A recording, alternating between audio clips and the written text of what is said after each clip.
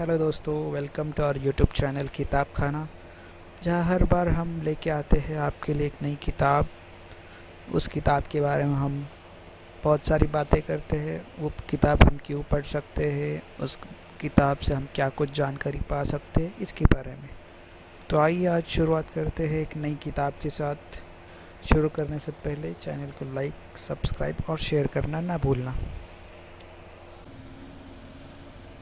आज हम बात करने वाले हैं हिंदू सोसाइटी एंड इंटरप्रिटेशन, इस किताब के बारे में, जिसको लिखा गया था 1961 में और जिसकी लेखिका थी इरावती दिनकर कर्वे जी। किताब के बारे में बात करने से पहले आइए हम जानते हैं कुछ इस लेखिका के बारे में। Iravati Karve ji was a well known anthropologist, जिसको हम हिंदी में मानव वंश शास्त्री भी बोलते हैं। माना जाता है कि वो इंडिया की फर्स्ट फीमेल एंथ्रोपोलॉजिस्ट थी। वो एक सोशलिस्ट थी, एक राइटर थी। राइट हैंड साइड में आप उनकी फ़ोटो देख सकते हैं। उनका जन्म बर्मा, जिसको हम म्यांमार बोलते हैं, वहाँ पे एक चितपावन ब्राह्मण फैमिली में हुआ था। बेसिकली उनके फादर कॉटन इंडस्ट्री में काम करते थे म्यांमार में, इसलिए उनका जन्म भी वहाँ पे हुआ था। और वो महाराष्ट्रियन थी, इसलिए उनका फिर स्कूलिंग वहाँ से रिटर्न आने के बाद हुजूर पागा स्कूल में हुआ पुणे में। फिर वो साइकोलॉजी में ग्रेजुएट हुई फर्ग्यूसन कॉलेज पुणे से 1926 में। फिर उनको दक्षिणा फेलोशिप मिला साइकोलॉजी स्टडी करने के लिए अंडर जीएस गोरी इन बॉम्बे यूनिवर्सिटी, और उनको मास्टर्स डिग्री मिली 1928 में 1928 में। फिर वो शादी के बाद गई थी जर्मनी में। वहाँ पे उन्होंने स्टडी किया ह्यूमन हेरिडिटी, ये सब्जेक्ट के ऊपर, और ये कॉलेज का नाम है। वहाँ से उन्हें एंथ्रोपोलॉजी की डिग्री मिली 1930 में। वहाँ से आने के बाद इंडिया में उन्होंने बहुत सारी जिम्मेदारियाँ संभाली, जैसे कि वो एडमिनिस्ट्रेटर थी एसएनडीटी कॉलेज बॉम्बे में, रीडर थी सोशोलॉजी इन पुणे, फिर एंथ्रोपोलॉजी डिपार्टमेंट की हेड थी पुणे यूनिवर्सिटी में, जो कि उन्होंने फाउंड किया था। आफ्टर दैट एक नेशनल साइंस कांग्रेस अरेंज किया था न्यू दिल्ली में 1947 में, जहाँ पे उन्होंने एंथ्रोपोलॉजी डिपार्टमेंट संभाला था। जैसे कि हमने जान लिया, राइटर एक बहुत ही एक्सपीरियंस्ड है एंथ्रोपोलॉजी फील्ड में, और उन्होंने बहुत ट्रैवल किया है ऑल ओवर इंडिया। उनकी सारी ऑब्जर्वेशन स्टडी हमें इस बुक में दिखाई देते हैं। So let's talk about this book. ये बुक डिवाइड है 5 मेन टॉपिक पे। हम फर्स्ट टॉपिक के बारे में बोलते हैं behavioural pattern and group caste. Basically human behaviour कैसे है, उनका पास्ट में कैसा बिहेव था, प्रेजेंट में कैसा है, और क्या क्या विशेषता है वो बताइए। फूड उन्होंने एक्सप्लेन किया है कि बहुत सारे ब्राह्मण कास्ट में भी ऐसे लोग हैं जो नॉन वेजिटेरियन हैं, जो फ़िश खाते हैं। एक ब्राह्मण कास्ट है सारस्वत, जो कि कोंकण साइड में बसी हुई है, वो फ़िश खाते हैं, और जो ईस्टर्न साइड में है वो नहीं खाते। ये डिफ्रेंशिएशन है यहाँ पे। काफ़ी लोग उपवास करते हैं, तो कई जगह पे कुछ चीज़ें खाई जाती है, और वही चीज़ें उपवास के लिए कई जगहों पे चलती नहीं है।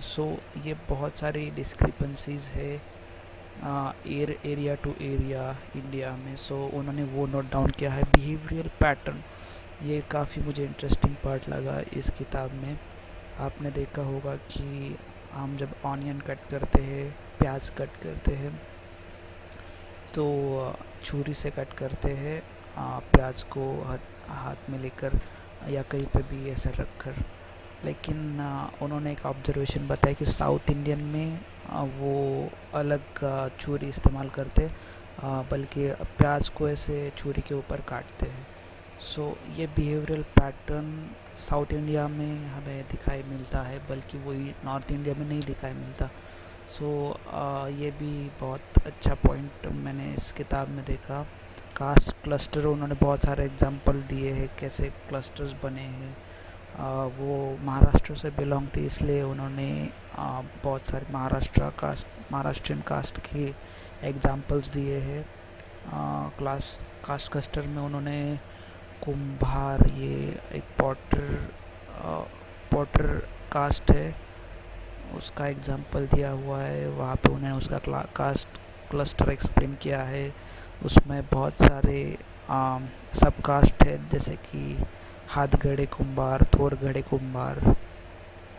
सो हाथ गढ़े यानी कि हाथ से जो मटका बनाते हैं वो लोग। थोर गढ़े मतलब जो बहुत बड़े चरखे पे बनाते हैं पॉट्स, उनको बोलते हैं। सो कैसे कास्ट क्लस्टर्स और सब कास्ट बनते गए वो एक्सप्लेन किया है उन्होंने। मैरिजेस कैसे कोई कई कास्ट में मामा की लड़की भी कर सकते हैं, कई क्लास में वो टैबू है, नहीं कर सकते, तो वो एक्सप्लेन किया है उन्होंने। सो नेक्स्ट पॉइंट है हिस्टोरिकल सर्वे। उन्होंने इस पॉइंट में उन्होंने मनूस थ्योरी एक्सप्लेन की है। और मनूस थ्योरी बेसिकली 4 वर्ना सिस्टम, जो कि एक बुक में एक्सप्लेन किया है मनु ऋषि ने। सो वो एक्सप्लेन किया है ये बुक में भी, और काफ़ी डिटेल में एक्सप्लेन किया है कि अगर अलग कास्ट के लोग शादी करते हैं तो how the new caste cluster becomes and all. So काफ़ी कुछ जानने के लिए मिलेगा यहाँ पे। और उन्होंने राइटर ने यहाँ पे बहुत सारी अपने ऑब्जर्वेशंस रखे हैं मनोज थ्योरी के बारे में भी, वो पढ़ने लायक है। So next is story of विधु दाबा। सो काफ़ी स्टोरीज एक्सप्लेन की है इस हिस्टोरिकल सर्वेज में, जो बताती है कि कैसे इंडिया में कास्ट क्लस्टर ऐसा बहुत स्ट्रॉन्ग बनता चला गया। लोगों ने कैसे उसको रिएक्ट किया, कैसे रिएक्शन आते थे। तो एक स्टोरी है विधु दाबा की, काफ़ी रोचक स्टोरी है, वो आप पढ़ लेना। फिर शिंदा एंड निम्बार्ड करके एक स्टोरी लिखी है उन्होंने, कैसे कास्ट क्लस्टर की वजह से वहाँ पे थोड़ी डिस्क्रिपेंसीज थी। Next is Indian psychology and caste. इसमें उन्होंने gods to worship, karma and yoni के बारे में बोला है।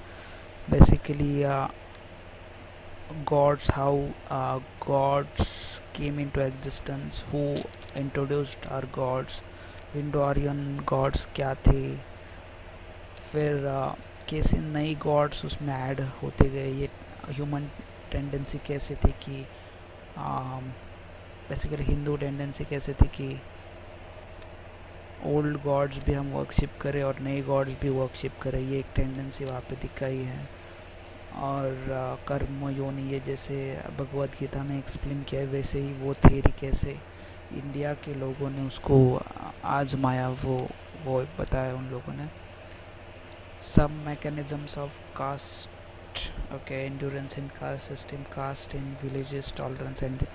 सो बेसिकली कास्ट में कैसे व्यवहार चलते थे वो उन्होंने एक्सप्लेन किया है। विलेज लेवल पे कैसे कास्ट एक दूसरे से व्यवहार करते थे वो उन्होंने एक्सप्लेन किया है। डिफरेंट कास्ट विलेज के आउटसाइड रहते थे, फिर बहुत सारे ओकेजन्स पे वो इकट्ठा आती थी। बिसाइड हैविंग डिफरेंट कास्ट, कैसे लोग रिस्पेक्ट करते थे एल्डर्स की, तो वो भी उन्होंने एक्सप्लेन किया है। The present and future. So ये काफ़ी इंटरेस्टिंग टॉपिक है। 1961 में ये किताब लिखी गई थी, फिर भी इन्होंने बहुत मेन पॉइंट्स यहाँ पे उठाए हैं, जैसे कि language problem, common civil code और विलेज पंचायत। सो ये पॉइंट्स उनने उठाए इस किताब में। सो ओवरऑल ये किताब बहुत अच्छी है पढ़ने के लिए।